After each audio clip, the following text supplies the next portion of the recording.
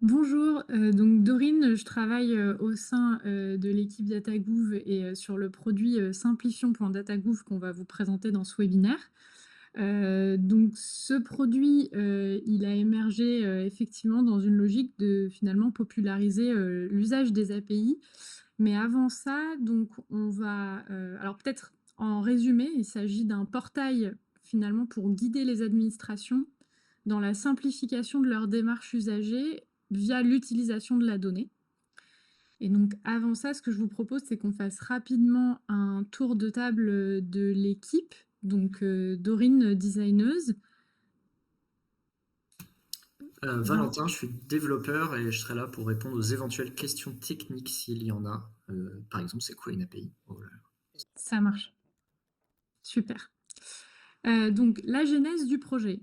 L'enjeu de la création de ce portail, c'était d'avoir un espace qui est orienté cas d'usage pour aider au déploiement finalement du dites-le nous une fois et de la proactivité. Alors qu'est-ce que le dites-le nous une fois? C'est finalement le fait d'éviter à un usager, que ce soit un particulier, une entreprise, une association, de dire plusieurs fois des informations qui sont déjà détenues par l'administration. Par exemple, donner plusieurs fois son quotient familial pour inscrire un enfant à la crèche ou bénéficier d'un tarif particulier. Et enfin, la proactivité, c'est là carrément, peut-être qu'on aboutit à plus de démarches puisqu'on va proactivement aller délivrer un service aux particuliers.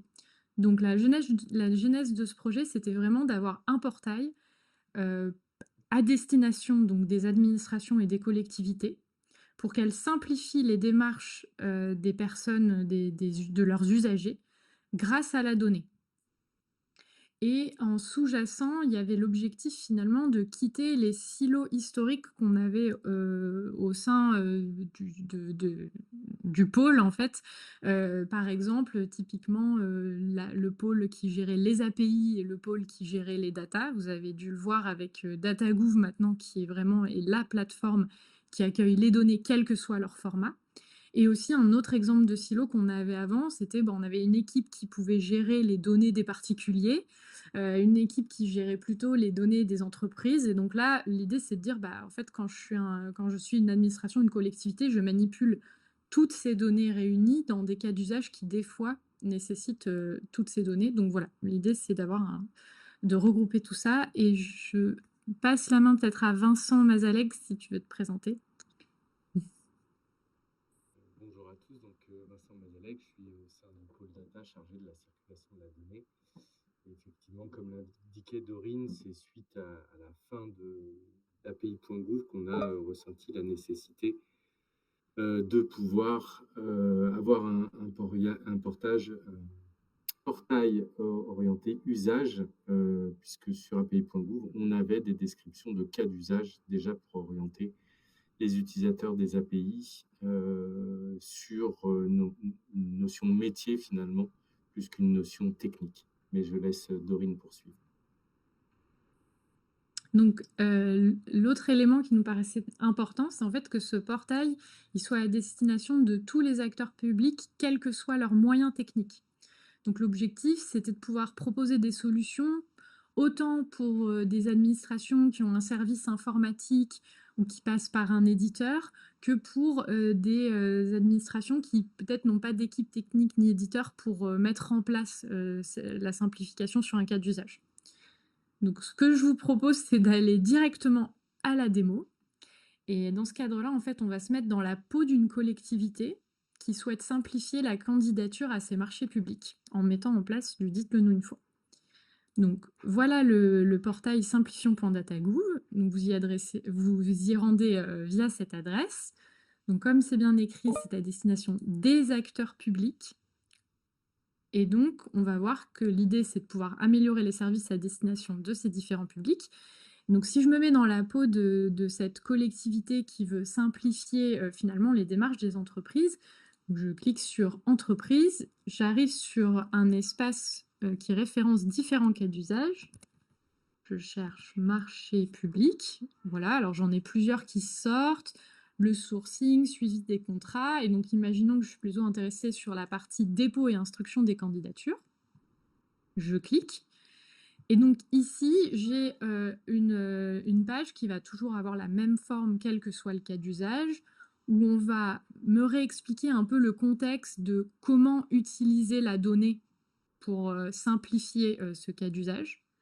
Éventuellement des éléments juridiques, qui vont réexpliquer des grands principes. Et ensuite, tout de suite après, actionnables, des solutions, les solutions finalement disponibles avec un premier chapitre sur les solutions qui ne requièrent aucun développement ni budget. Donc vous voyez par exemple là, il y a eu la mise en avant de l'annuaire des entreprises avec un bouton qui permet directement de demander un accès. Donc là, si je clique ici, je vois qu'en tant qu'agent, je peux me proconnecter et avoir des informations. Et donc l'idée sur ces recommandations de solutions publiques, ça va être d'expliquer en quoi la solution est utile, ce que concrètement ça changerait pour les usagers, pour les agents, et aussi de dire ce que la solution ne fait pas. Et donc là, ce que je vous ai montré, c'est donc une première solution qui est recommandée, qui ne requiert pas de développement ni budget. Vous avez place aussi, et puis après, on va avoir d'autres types de solutions, où là, en fait, on a besoin d'une équipe technique ou d'un éditeur de logiciels. Donc, par exemple, le bouquet API entreprise. J'y reviendrai juste par la suite parce que je pourrais rentrer en détail sur ces éléments. Et simplement pour vous dire aussi que l'objectif de cette fiche, c'est aussi de recenser toutes les API et les jeux de données divers qui sont utiles pour ce cas d'usage et que du coup, un service informatique peut décider d'intégrer. Donc là, on voit les professionnels de la bio, on va avoir marché de l'inclusion, etc. Donc vous voyez, sur le cas d'usage marché public, qui est un cas d'usage assez complexe, on en a beaucoup. Et ensuite, simplement pour vous dire, donc typiquement pour une solution telle que le bouquet API entreprise, on va pouvoir expliciter finalement quelles sont les données qui sont fournies par la solution. Donc là, la liste des endpoints avec à chaque fois un explicatif, pourquoi je vais avoir besoin des données du répertoire sirène, c'est pour la partie DC1, DC2, DC4. Et enfin, aussi un autre élément quand c'est le cas, on peut aussi lister les éditeurs de logiciels qui ont intégré la solution et qui du coup permettent de l'obtenir aussi. Donc là, par exemple, on va avoir Local Trust MPE.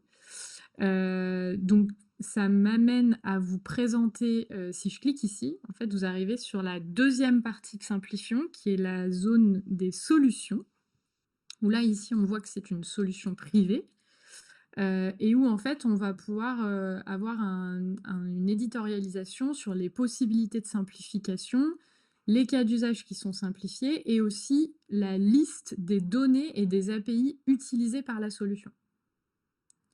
Donc cette fiche solution, elle est valable donc autant pour des acteurs privés qui mettraient à disposition les données, que par exemple pour des produits publics. Voilà, on peut retrouver par exemple démarche simplifiée, où là on va également avoir une explication de en quoi ça simplifie les éléments, les données utiles, etc. Voilà, je pense que j'en ai fini avec la démo et je vous propose de revenir sur la présentation. Est-ce que peut-être il y a déjà des questions? Ou est-ce que je passe à la suite? On t'entend pas, Vincent. Et Geoffrey, il est plus là? Oui, je pense. Alors, ce que je vous Enfin, propose, non, c'est pas Vincent. que ce que je vous propose, c'est que je vais passer à la suite. Je pense que Geoffrey a compilé les questions et les donnera à la fin. Donc là, maintenant, ce que je voulais mettre en avant, c'était finalement comment ce contenu est rédigé. Et donc finalement, se mettre dans la peau des rédacteurs derrière Simplifion.data. Donc l'enjeu, c'est vraiment d'écrire à plusieurs mains parce que les sujets sont multiples et à chaque fois, il faut rentrer, vous avez bien compris, bien dans le détail puisqu'il faut lister toutes les API, toutes les données qui peuvent être utiles. et en même temps respecter la ligne éditoriale. Donc ce qui est important, c'est qu'en fait ce portail, l'objectif c'est vraiment qu'il mette en avant des éléments concrets et applicables pour mettre en place le dites-le nous une fois et la proactivité. Donc le contenu, il est rédigé au sein du pôle data dans l'objectif de suivre cette ligne éditoriale, laquelle on s'applique. Donc vraiment, on essaie d'avoir un regard critique en se disant: «Bah, voilà, ça c'est utile, là il y a des manques, regardez en détail, la liste des données». L'objectif, c'est du coup pour l'équipe de coordonner les retours qu'on va avoir si on a des propositions et in fine, il y a quand même un réel enjeu de garder une lisibilité pour les utilisateurs de la plateforme. Donc si on a plein de retours, on va synthétiser pour rendre le contenu clair. Et en même temps, comme je l'expliquais, l'objectif, c'est que ce soit contributif pour construire une base de connaissances exhaustive et concrète. Concrètement, ce que ça veut dire, c'est que là, je vous ai parlé des marchés publics, mais on va avoir des cas d'usage, tarification de parking, tarification résidentielle. On va avoir des cas d'usage qui concernent les particuliers. Il y a plein de possibilités, donc c'est important de travailler à plusieurs, y compris plusieurs administrations qui, elles, connaissent, sont plus proches de certains cas d'usage. Et l'objectif de la plateforme, c'est que toute personne peut proposer des suggestions. Et donc, un exemple qui est en cours, c'est le cas d'usage de la formation professionnelle financée, où là, par exemple, on travaille avec l'écosystème de la formation. C'est beaucoup d'administrations et d'acteurs différents, coordonnés par la DGEFP, et où, en fait, le cas d'usage est en train d'être rédigé vraiment à plusieurs mains. Et donc, peut-être pour vous montrer sur l'espace de démo, si je vais sur un cas d'usage, mais c'est valable aussi pour les solutions. En fait, à chaque fois, vous avez des éléments proposer une modification un peu partout. Vous pouvez à la fois proposer via un formulaire ou bien même discuter du cas d'usage directement sur Simplifion en démarrant une nouvelle discussion. Donc voilà, l'intention, c'est vraiment de recueillir le plus de retours possible. Et donc, un autre élément, c'est que nous-mêmes, au sein du pôle, l'enjeu, c'était de finalement récolter aussi les connaissances dans les équipes. Et donc ça, c'est un petit clin d'œil pour vous expliquer ce qui se passe derrière Simplifion. On utilise l'outil Grist de la suite numérique, qui nous permet en fait d'afficher tout le contenu et qui du coup est à la fois un espace pour vous proposer le contenu sur Simplifion et un espace dont les BizDev chargés de développement en fait au sein du pôle s'emparent pour pouvoir eux effectuer leur travail. Et comme ça, on agrège la connaissance en un seul point.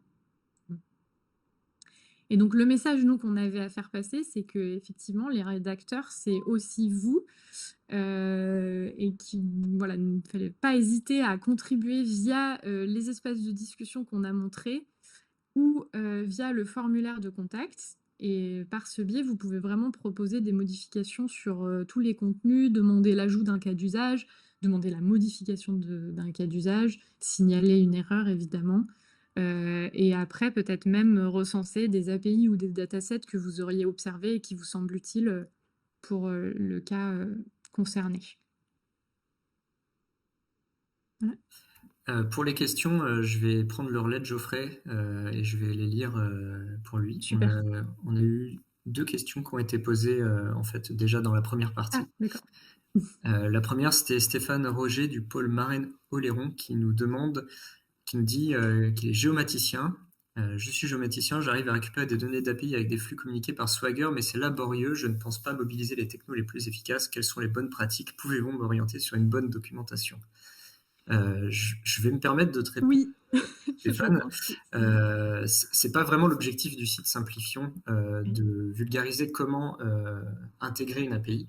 C'est plutôt l'objectif du site Simplifion, c'est plutôt de router des décideurs vers les bonnes demandes d'accès à des données pour ensuite éventuellement faire intégrer ces données par des développeurs. Donc effectivement, intégrer une API, c'est un travail de développement. Ça demande des compétences de développeurs ou des équipes de développement et c'est pas évident. Par contre, sur Simplifion, vous allez aussi pouvoir trouver des fois des réponses sous forme de logiciels qui ne demandent pas de développement, comme vous l'avez montré, Dorine, tout à l'heure. Malheureusement, pour les flux géographiques, je ne crois pas qu'on ait de cas d'usage particulier pour l'instant. Pour l'instant, non, mais Voilà. peut-être. En tout cas, l'objectif du site Simplifion n'est pas de vulgariser les techniques d'intégration d'API, c'est plutôt de vulgariser qu'est-ce qui existe dans le monde de la donnée, dans le monde des API, pour ensuite que des équipes techniques dont c'est le métier arrivent à les intégrer. Tu avais autre chose à rajouter, Dorine, peut-être? Non, c'est parfait, merci. Ok. La deuxième question que j'ai, c'était Yannick Vigignol.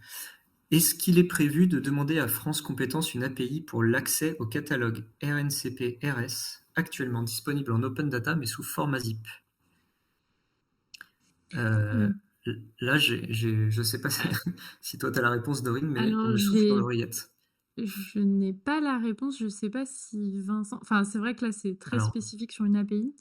On me souffle dans l'oreillette que dans le forum, on peut demander des améliorations sur les jeux de données. Éventuellement, vous pouvez aussi démarrer une conversation sous le jeu de données sur DataGouv pour demander ce genre de choses. Je sais qu'il y a des jeux de données qui sont APIfiés sur DataGouv, donc voilà, ça répondra à votre question.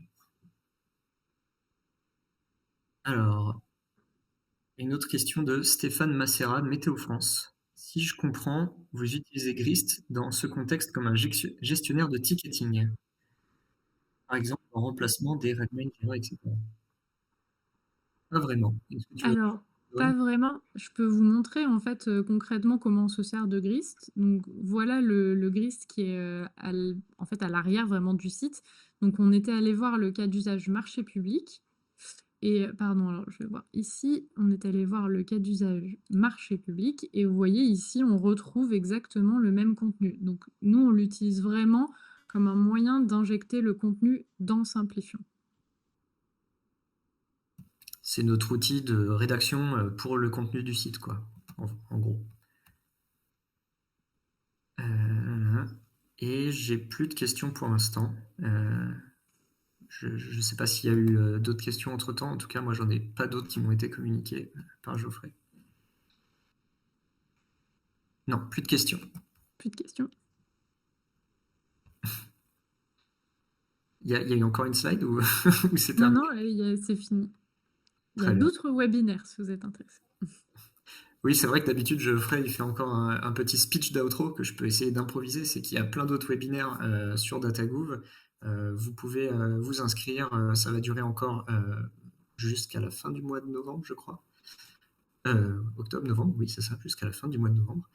Et on espère vous voir nombreux à tous ces événements. On répondra à vos questions avec plaisir. Et merci à tous de nous avoir écoutés. Et j'espère qu'on vous aidera à simplifier vos cas d'usage avec ce site. Merci beaucoup. Merci Dorine. Merci Vincent. On se serre tous la main. Bonne soirée. Et là, j'ai du mal à savoir si on est encore en ligne ou pas. Sinon, moi, je peux raconter des trucs, hein, mais ça risque d'être hors sujet. J'espère que je ferai à débrancher le live. Je pense que oui. Non, j'ai pas débranché le live parce que tu as encore une question. Ah ouais. Regarde, il y a encore une question. Ah, et puis, ah ouais, mais je peux pas tout regarder en même temps. Mais du coup, on t'entend très bien, Geoffrey. Ok. Je vois pas la dernière question. Ah. Ah oui, comment le contenu de Grist est mis à jour sur le site? Est-ce une solution pérenne? Quid si Grist est down?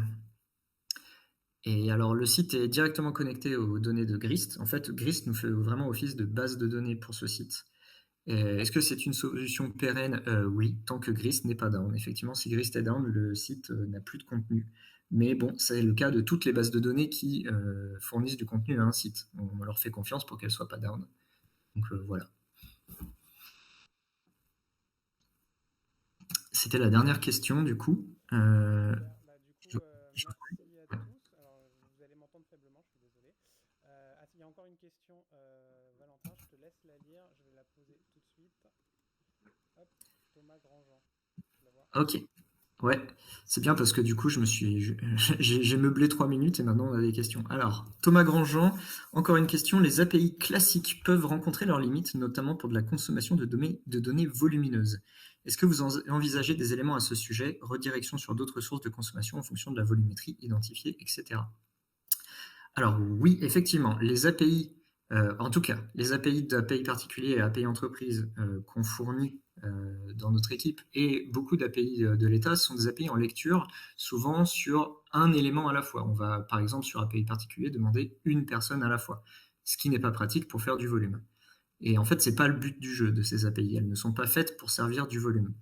Parce que sinon, effectivement, vous avez besoin de faire une requête par personne. Si vous voulez 1000 personnes, il faut faire 1000 requêtes. Ça peut prendre un temps fou et ça consomme des ressources. Ça consomme énormément de ressources. Pour faire du volume, il y a des choses qui sont en train d'être mises en place, notamment autour de la proactivité des administrations, où on espère, courant de l'année prochaine, arriver à servir certains cas d'usage où on veut pouvoir vous donner accès à des volumes de données, par exemple des volumes de quotient familial, pour fabriquer votre politique tarifaire de manière proactive, directement contacter les gens qui rentrent dans vos critères de politique tarifaire sociale. Voilà, j'ai pas beaucoup plus de détails pour l'instant, c'est des chantiers en cours. Je pense que c'était à ça, Vincent, que tu voulais que je fasse référence quand tu surlignais le texte. J'espère que j'ai donné la bonne réponse. Super, bah écoute, je pense qu'il y a plus de questions. Il y a encore Jonathan Ogege qui est en train d'écrire. On va voir ce qu'il nous dit. Mais sinon, je pense qu'on peut conclure là. Attendons encore quelques secondes à Jonathan pour finir sa question.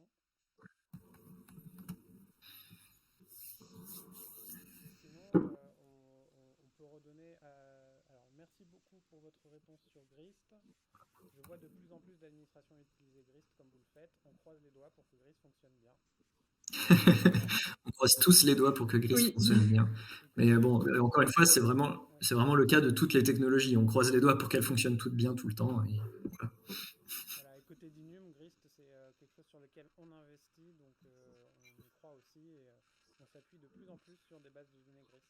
Et bah, je vous propose qu'on s'arrête là. Je vous remercie et puis du coup, je vous donne rendez-vous demain.